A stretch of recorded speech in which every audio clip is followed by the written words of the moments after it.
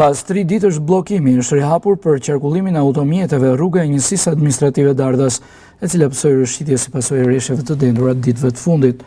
Bashkia Pogradec me mjetet e saj dhe ndihmën e kompanive private arriti të zhvendosë të gjithë masivin e shembur e të mbush trupin e rrugës duke mundësuar kështu kalimin e automjeteve drejt Dardasit dhe 5 fshatrave të tjerë që janë pjesë e kësaj njësie administrative.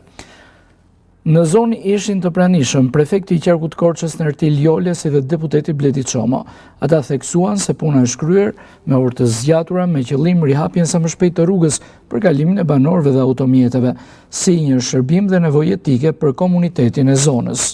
Interesi ka qenë maksimal që në momentet e para, besoj kemi gjetur edhe mirë kuptimin e banorëve në një situatë delikate, por besojmë që shumë shpejt do krijohet shtrati i nevojshëm në mënyrë që të sigurohet qarkullimi për 5 fshatra të njësisë administrative. Ka rreth 4 ditë këtu që nuk kalon asnjë automjet dhe këmbësorët kalojnë nga një shteg i hapur këtu pak më sipër.